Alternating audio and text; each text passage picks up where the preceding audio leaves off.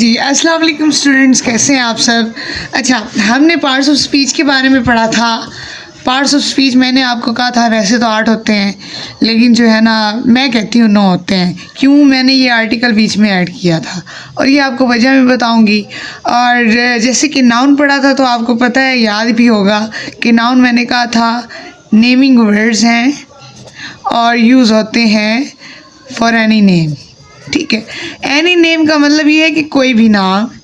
अब देखें ना, हालांकि ये पुरानी सी डेफिनेशन थी, the name of anything, any place, any person. अब आप अगर मैं कहूँ सनलाइट है तो क्या वो कोई चीज़ है? क्या वो कोई जगह है? क्या वो कोई शख्स है? कोई भी नहीं है ना, लेकिन एक सनलाइट है बस। तो हुई ना नाम तो है ना, तो मतलब नाउन है। इसका मतलब हर वो चीज़ जिसका कोई नाम है वो हम नाउन कहते हैं। उसके बाद प्रोनाउन बताया था, रिप्लेसिंग वर्ड है। कोई भी नाउन जिसकी जगह कोई वर्ड ले ले, मतलब ऐसा कोई नाम है। मैं कहूँ मिसाल के तौर पे ये टेबल पड़ी है, ठीक है, मेरी इतनी ड्राइंग अच्छी नहीं है तो प्लीज़ मजाक ना उड़ाइएगा। अच्छा, ये टेबल है, इसकी जगह मैं कह देती हूँ इट, तो हो गया ना। अब टेबल एक अपने आप में एक क्या है, नाउन, नाम है ना। उसकी जगह इट ने ले ली तो इट क्या हुआ, प्रोनाउन हुआ। अगर ये एक स्टूडेंट खड़ा है, इसका नाम अली है, अब अली की जगह मैंने इसको नाम दे दिया ही, तो ये क्या हो गया, प्रोनाउन हो गया। ढेर सारे स्टूडेंट्स हैं, ढेर सारे। अब ये स्टूडेंट, शागिर्द, ये एक नाम है ना, इसकी जगह मैं कह दूँ दे, या अगर मैं कह दूँ वी, तो ये क्या हुआ, प्रोनाउन हो गया। अब जो है ना, तो प्रोनाउन क्या हुए, रिप्लेसिंग वर्ड्स हैं। ठीक है, ये किसको रिप्लेस करते हैं, हर नाउन को, प्रोनाउन को, सॉरी नाउन, जो भी नाम हो उसको रिप्लेस करने वाले वर्ड क्या है, प्रोनाउंस। अब मिसाल के तौर पे ये मेरे हाथ में पेन है, इसकी जगह मैं कह दूँ दिस, पेन की जगह मैं कह देती हूँ दिस, तो दिस भी प्रोनाउन है। मैं पेन की जगह इट कह देती हूँ, ये भी प्रोनाउन है। अगर दूर कोई चेयर पड़ी है, उसकी जगह मैं कह देती हूँ डैट, इशारा करके, तो वो डैट भी प्रोनाउन ही है। अब आपको समझ आ गई कि कहीं पे भी नाउन को कोई चीज़ रिप्लेस करिए, चाहे वो कोई भी वर्ड है, वो प्रोनाउन है। अच्छा, नेक्स्ट है जी एडजेक्टिव। मैं हमेशा नाउन और प्रोनाउन के साथ एडजेक्टिव पता है क्यों लगाती हूँ, क्योंकि इसका जो ताल्लुक है वो है, इससे भी है, इससे भी है। मतलब इसका ताल्लुक प्रोनाउन से भी है, नाउन से भी है, कि एडजेक्टिव हमें बताता है हमारा प्रोनाउन कैसा है, नाउन कैसा है। कैसे? मैं कहूँ यही स्टूडेंट, ये वाला, ठीक है, इसको, जिसको अली भी कहा मतलब नाउन, ही भी कहा मतलब प्रोनाउन, ये मैं कह दूँ मोटा, फैट। अब इसके बारे में डिस्क्राइब कर रहे हैं ना एक वर्ड के, पहले तो हमें यही पता था कि अली है, ये ही है, लेकिन एक वर्ड ने आके बताया जी ये मोटा है।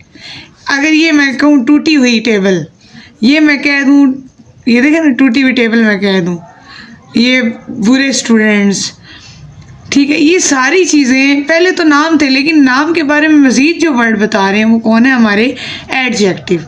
मैं कहूँ अच्छी लड़की, अच्छा उस्ताद, बुरा लड़का, भद्दा लड़का, बदतमीज़ लड़का, बदतमीज़ लड़की, अच्छी लड़की, बड़ी ज़्यादा हार्ड वर्किंग लड़की। तो ये सारी जो भी वर्ड्स बशर्त ये कि प्रोनाउन और नाउन को डिस्क्राइब कर रहे हों, वो हमारे एडजेक्टिव होते हैं। मतलब डिस्क्राइब, नाउन और प्रोनाउन, ठीक है। अच्छा, नेक्स्ट हमारी बात आती है वर्ब। लोग कहते हैं जी एक्शन वर्ड है, एक्शन। मैं नहीं मानती, सिर्फ एक्शन वर्ड नहीं है, ये स्टेट ऑफ बीइंग भी बताते हैं। कैसे? मतलब एक्शन तो हो गया, शी इज़ वर्किंग, एक्शन हो गया ना, वर्किंग, ठीक है। इधर फिर बात आए, ही इज़ राइटिंग, तो राइटिंग क्या है, वर्क है ना, ये हमारे जी एक्शन वर्ब हो गए। लेकिन ये स्टेट ऑफ बीइंग क्या होती है? स्टेट ऑफ बीइंग होती है, आसान सादा लफ्ज़ों में बताऊँ तो, अगर मिसाल के तौर पे आपने ना किसी की ना एक मौजूदगी कहीं पे बतानी है कि वो टेबल वहाँ पे पड़ी है, वो टेबल वहाँ पर है, ठीक है। अब वो वहाँ पर जो है मौजूदगी बता रहे हैं, डेट टेबल इज़ देयर, तो इज़ क्या है, इज़ हमारा वर्ब है, ठीक है। तो अब यहाँ से हमें साबित हुआ कि वो जो वर्ड्स जो हमें मौजूदगी भी बता रहे हों या किसी चीज़ की हालत बयान कर रहे हों तो वो भी हमारे वर्ब्स होते हैं। ठीक है बेटा। अच्छा नेक्स्ट हम चलते हैं ऐड वर्ब। ये तो वर्ब हुआ, ये ऐड हो गया, तो इसके नाम से ही जाहिर हो रहा है कि ये कुछ ना कुछ ऐड कर रहे हैं किसमें, हमारे वर्ब में। लेकिन जनाब ये जो ऐड वर्ब्स होते हैं ना, ये वर्ब में भी एडिशन करते हैं, एडजेक्टिव में भी एडिशन करते हैं, और अपने साथ के ऐड वर्ब के साथ भी कोई ना कोई इनका ताल्लुक होता है। कैसे? मैं आपको सबूत देती हूँ। मैं सेंटेंस लिखूँ, ये आपको खुद ही समझ आ जाएगी सेंटेंस से। मैं कहूँ she is writing, she speaks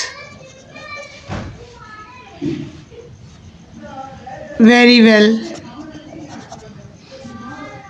he reads very fastly।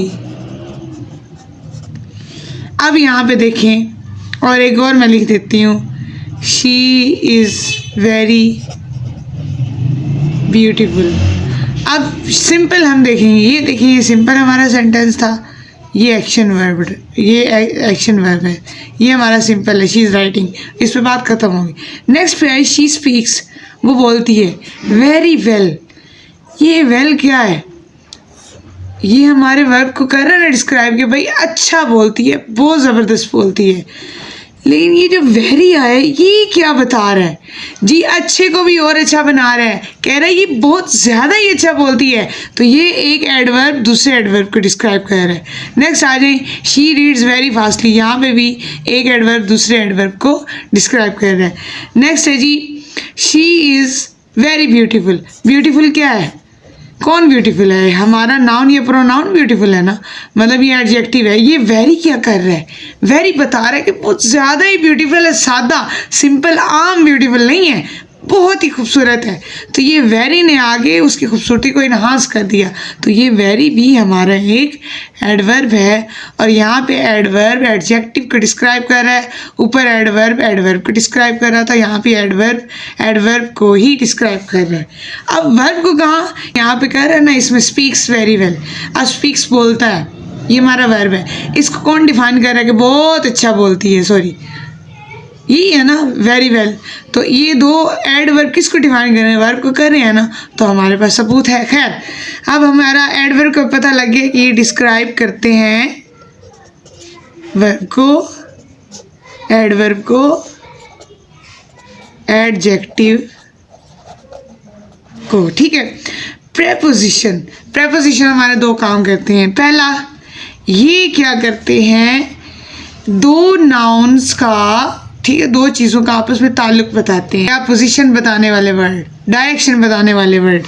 जैसे the book is on the table, this register is on the table, my rupees are inside my pocket. तो ये जो सारे वर्ड होते हैं ये होते हैं मेरा बच्चा, ये प्रेपोजिशंस होते हैं। ठीक है, मतलब ये दिखाते हैं, हमारी डायरेक्शन भी दिखाते हैं, और tells us where the things are, ये सारी चीज़ें। आगे नेक्स्ट है conjunction. These are joining words. Conjunction कैसे ज्वाइन करते हैं? या दो वर्ड्स को ज्वाइन करेंगे या दो तीन सेंटेंसेस को। कैसे? मैं कहती हूँ simple, I and we went to bazaar. तो इस चीज़ को कौन ज्वाइन कर रहा है? ये एंड, तो एंड क्या हुआ? कंजंक्शन हो गया। इंटरजेक्शन आ गई, इंटरजेक्शन। अच्छा बच्चा, आज आपको ना मैंने सिर्फ डिस्क्रिप्शंस दी हैं और वो भी ब्रीफ सा इंट्रो करवाया है इन सब का, इनको डिटेल में हम बाद में पढ़ेंगे, फ़िलहाल तो देखिए ना।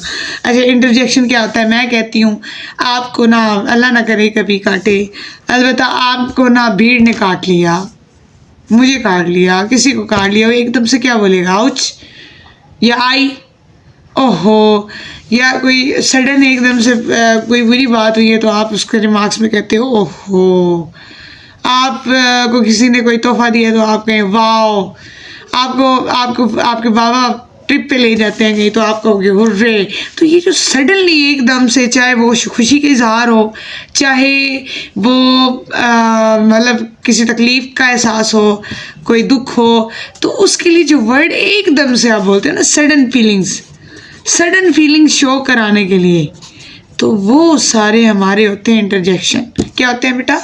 इंटरजेक्शन।